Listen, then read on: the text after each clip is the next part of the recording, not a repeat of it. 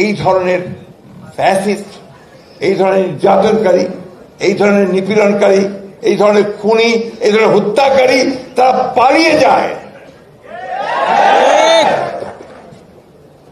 তো সেই জায়গাটা আমরা পার হয়েছি। এখন একটা অন্তর্বর্তীকালীন সরকার আছে দেশের জন্য, কিন্তু চারদিকে কিন্তু আবার অন্ধকার পাকিয়ে আসছে। এটা নিশ্চয়ই তোমরা ভালো করে জানো। আমি খুব কষ্ট পাই, ভীষণ কষ্ট পাই যখন দেখি যে আমাদের ছেলেরা মারামারি করছে কলেজে। এই এখন যখন তোমরা এত বড় একটা বিজয় অর্জন করলে, একটা ফ্যাসিস্টকে দেশ থেকে তাড়িয়ে দিলে, একটা ইতিহাস, পৃথিবীতে একটা ইতিহাস সৃষ্টি করলে, সেই সময় আজকে আমাদেরকে দেখতে হবে যে আমরা সারওয়ার্দী কলেজ, মোল্লা কলেজের ছাত্ররা মারামারি করে রক্তাক্ত হয়ে যাচ্ছে। এটা তো কোনো মতেই গ্রহণযোগ্য নয়। You must rise again. এটার বিরুদ্ধে রুখে দাঁড়াতে হবে। এটাকে চক্রান্ত, এটাকে ষড়যন্ত্র। এবং তোমাদের দায়িত্ব হচ্ছে এদেরকে বোঝানো যে this is not the way, এটা রাস্তা নয়।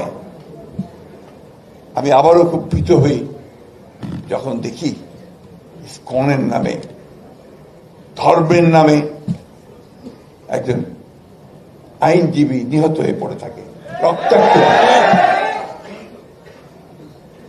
এই তো বাংলাদেশ আমরা দেখতে চাইনি। আমরা তো একটা নতুন জায়গায় এসেছি, নতুন স্বপ্ন দেখছি, নতুন দিগন্ত দেখছি। সেখানে এই ধরনের ঘটনা তো আমরা দেখতে চাই না। এখানে তোমাদের ভূমিকা আরো বেড়ে গেছে। আমি খুব খুশি হতাম যদি দেখতাম যে আমাদের বৈষম্য বিরোধী ছাত্ররা লক্ষ লক্ষ ছাত্রদের মিছিল নিয়ে বেরিয়ে এসছে যে আমরা শান্তি চাই, আমরা এই ধরনের ঘটনা দেখতে চাই না। তাহলে খুশি হতাম। যাই হোক, ইতিমধ্যে অনেকেই এর প্রতিবাদ করেছে। আমার কাছে ভাই, এই বয়স্ক মানুষ, জীবনের প্রায় শেষ সময় এসে গেছি।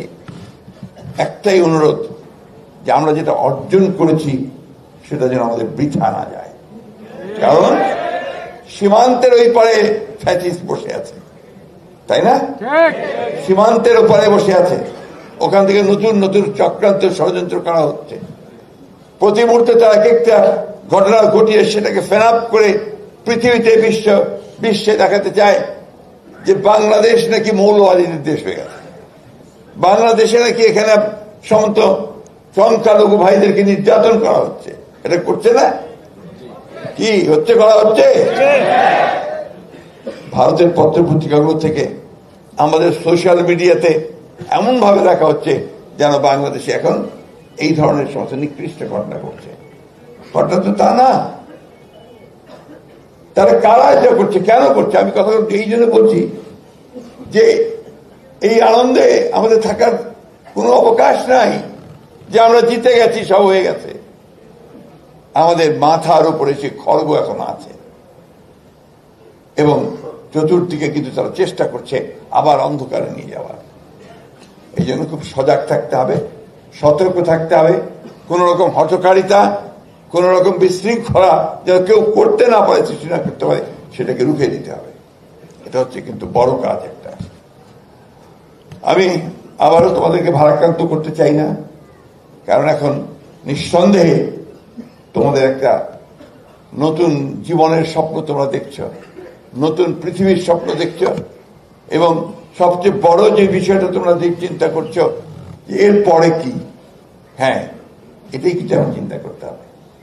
এখন আমার এই বাংলাদেশটাকে তৈরি করা, শেষ করে দিয়ে গেছে, কোথাও কোনো অবশিষ্ট রাখেনি, একেবারে লুটপাট করে, আমি যেটা সবসময় আমার বক্তৃতার ভাষায় বলতাম, মেঠো ভাষায় ফোকলা করে দিয়ে গেছে।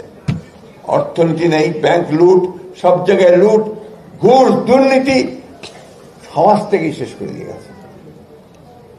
এই বিষয়গুলো তো আমাদেরকে বন্ধ করতে হবে, আমাদেরকে প্রতিরোধ করে তুলতে হবে।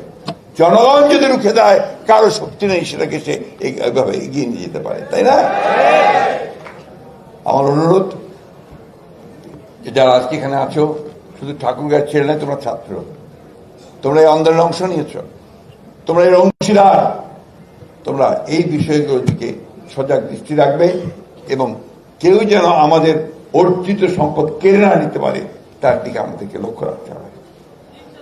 ঠাকুরগাঁর বিষয়ে দুটো কথা বলে আমি শেষ করব।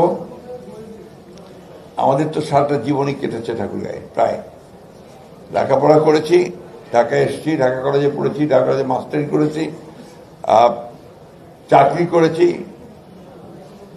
সেই সমস্ত ছাড়া সবসময় ঠাকুরগাঁতেই থেকেছি। এখনো ঠাকুরগাঁতে মনে হয় গেলে যে মানে যেন ঠিক মায়ের কোলে আসলাম, তাই না? এটা বাস্তবতা, এটা বাস্তবতা, আমাদের নস্টালজিয়া তো কাজ করেই। তো সেই ঠাকুরগাঁর অনেকগুলো সমস্যা আছে। প্রধান সমস্যা হচ্ছে ঠাকুরগাঁতে, তাই না, ওই পাথর দিয়ে তো lakh lakh million million dollar কামাচ্ছে, সত্য কথা।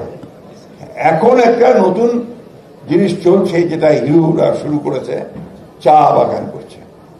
কিন্তু সেই চা বাগান তখনই আরো ভালো হবে, ভায়াবল হবে, যদি সত্যিকার অর্থে তার মার্কেটটা ঠিক মতো খুঁজে পাওয়া যায়। মার্কেট যদি না পাওয়া যায় তাহলে লাভ হবে না। এই জন্যে আমি যখন সরকারে ছিলাম, আমি চেষ্টা করেছিলাম যে ঠাকুরের এগ্রিকালচার প্রোডাক্টসটাকে বাড়ানোর জন্য, এবং সেই কারণেই আমরা বরেন্দ্র প্রজেক্ট, বহুমুখী প্রজেক্ট আমরা নিয়ে গিয়েছিলাম, যাতে করে আমরা পানি ব্যবস্থা করে আমরা যেন কৃষিটাকে এগিয়ে নিতে পারি। এখনো সম্ভাবনা আছে, যথেষ্ট সম্ভাবনা আছে। ঠাকুরের আরেকটা হিডেন রিসোর্স আছে, কিন্তু এটা কতজন জানে আমি জানি না। আমাদের শেরোয়া নদীর পাড়ে টিউবওয়েলটার নাম্বার হচ্ছে বোধহয় 48 নম্বর টিউবওয়েল, হ্যাঁ 47 না 48, হ্যাঁ ওদের কাছে এই 48 নম্বর টিউবওয়েল, ডিপ টিউবওয়েল যেটা, এটার পানি কিন্তু বের হয় গরম পানি। তো আমি জিওলজিস্টে নিয়ে গিয়েছিলাম সেখানে, তারা বলছে যে এটার নিচে হাইড্রোলিক পাওয়ার, হাইড্রো ইলেকট্রিসিটি জেনারেট করে, অর্থাৎ নিশ্চয়ই খনি টনি জাতীয় কিছু আছে। আমরা সরকার থেকে চেষ্টা করেছিলাম যে ওখানে কিছু আপনার কাজ করা যায় কিনা, পাশও হয়েছে প্রজেক্টটা, শেষ করা যায়নি। আমরা চেষ্টা করবো যাতে করে এটাকে, এই প্রজেক্ট নিয়ে এখানে ড্রিল করে যদি কোনো ওই ধরনের কিছু তাপ উৎপাদনকারী যে কিছু পাওয়া যায় তাকে কাজে লাগানো। আর সবচেয়ে বড় পার্সপেক্টিভ যেটা, সেটা হচ্ছে আপনার অ্যাগ্রো প্রসেসিং ইন্ডাস্ট্রিজ, কৃষি প্রক্রিয়াজাতকরণের ইন্ডাস্ট্রি তৈরি করতে হবে। এটা করলে আমাদের কিছুটা কাজে দেবে, এমপ্লয়মেন্ট জেনারেট করবে, কর্মসংস্থান সৃষ্টি হবে, আমাদের ছেলেমেয়েরা কাজ করতে পারবে। আরেকটি বিষয় যেটা একটু বলে আমি শেষ করব, যে সবার আগে যেটা প্রয়োজন হবে আমাদের, সেটা আমাদের এই রাজনীতি সব জায়গায় না, সব জায়গায় রাজনীতি দরকার নেই। আমাদের উন্নয়নের ক্ষেত্রে আমরা সবাই এক হব, ডেভেলপমেন্টের ক্ষেত্রে আমরা সবাই এক হব। ওখানে কে বিএনপি, কে আওয়ামী লীগ, কে ন্যাপ, কে মুজাফর, কে জামাত, এটা আমাদের